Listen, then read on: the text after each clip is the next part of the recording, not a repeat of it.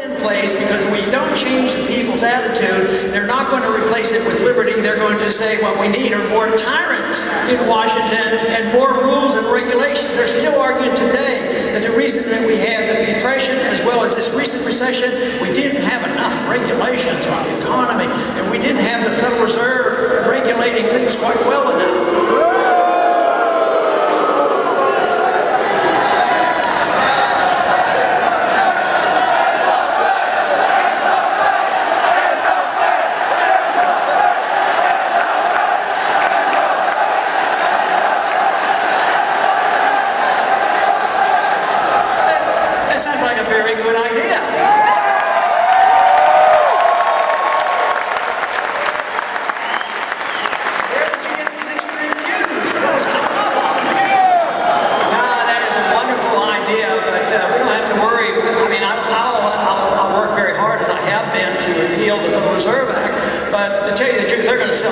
Economic law is more powerful than anything else, and ideas are more powerful than governments, and we know that.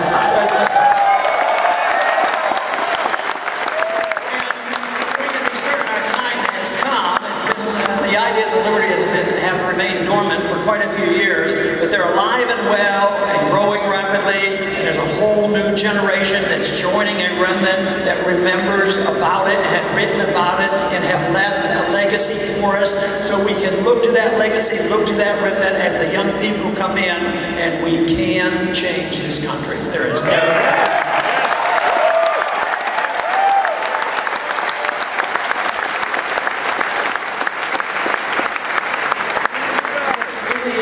In the 1960s, as the Vietnam War was going on, we were having, you know, a lot of terrible problems at that time. And the nation was even more divided today, but it was more clear-cut, liberals versus conservatives. I'm trying to change that to show that it's liberty versus tyranny.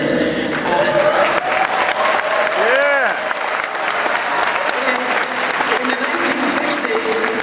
1960s, there was a saying that if you weren't a liberal when you were 20, you didn't have a heart, you didn't care about people. But then they said if you were 40 and you weren't a conservative, you didn't have a brain.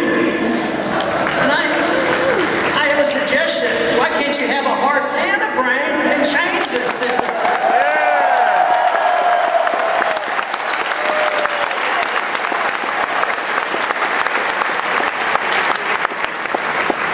I think that is what's happening. We're fortunate in that we have great traditions.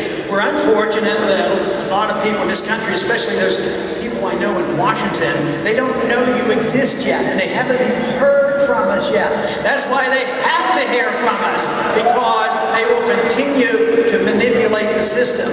But the message is loud and clear, and that's what we need to do. Now, our traditions are pretty darn good. I use the word cautiously about American exceptionalism because it's been grossly distorted. The neoconservatives claim that we're an exceptional nation and we have this moral obligation to force our way on everybody, on people, and on the marketplace, and on foreign governments because we are such a great nation.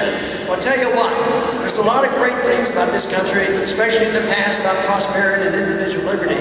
But the best way to spread our exceptionalism that we have and can have is to set a good standard and make the world want to emulate us and not use force.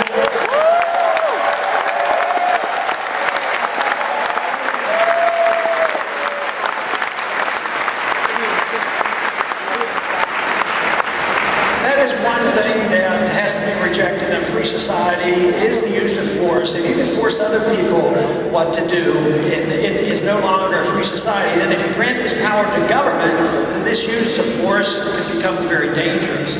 And I think the rule that Bastiat gave us in the law is a very good rule. Bastiat simply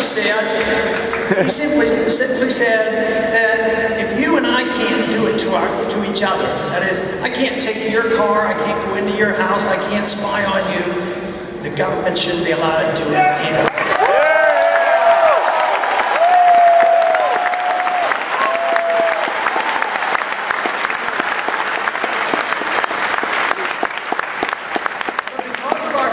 We don't have to invent anything. We can improve on things. I talk so much about going to a gold standard, but I very rarely, and if I do say it, it might be careless. I don't want to go back to the gold standard. That's what we'll all be accused. You want to go back to the 19th century, back to the gold standard, back to the 19th century. I'll tell you what, they want to go back to tyranny, and we want to go to the future of liberty as well.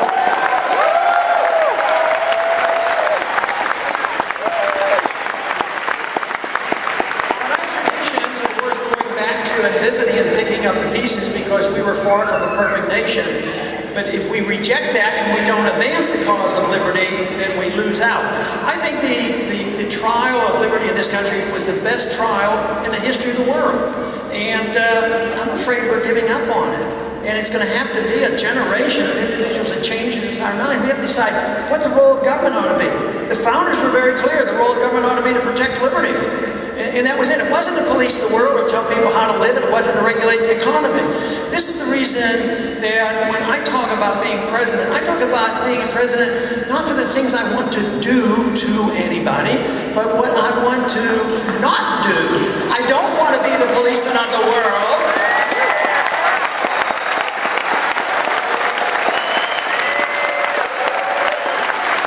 I don't want to tell individuals how they should run their lives. Only you know how to run your life.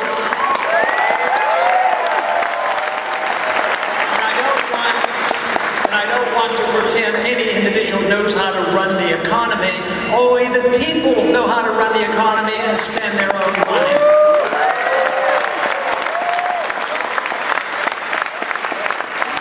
So what we need to do with this gold standard, the principles of liberty, our 10 amendments, we can go back and we can improve on it. One basic concept, though, that we cannot reject, and sometimes we don't talk about it a lot, and that is property ownership. In a free society, the maximum amount of property should be owned by the people, not the government.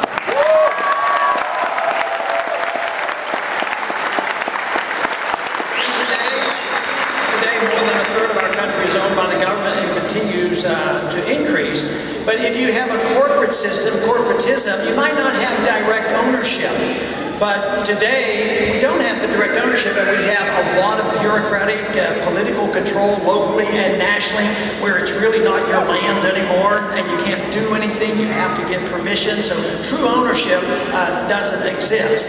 A lot of people worry about this and say, well, this is impossible because wouldn't this destroy the environment? Quite frankly, I don't think so at all. I don't believe that would happen.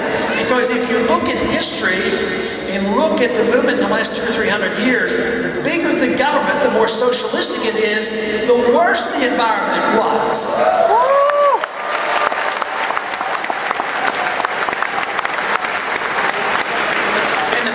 Principle that you can't harm another person, you can't take another person's property, you can't injure another person's property. You have no right to pollute anybody's air. You have no right to dump your garbage in anybody's yard. You have no right to pollute any water. And this should have been stopped during the Industrial Revolution before the corporations got together with big government and wrote the laws where they did pollute, and they continue to a certain degree.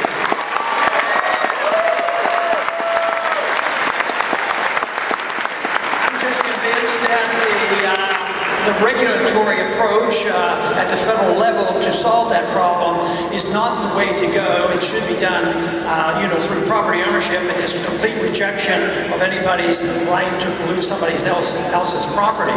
But the Constitution doesn't prohibit local communities to devise some regulations and rules and set some standards. So that is not ruled out. But my healthy skeptical attitude about the federal government, I don't have high hopes that that's going to work. Matter of fact, there are some people who suggested, well, the federal government isn't doing quite a good enough job on this. What we need is the United Nations taking over.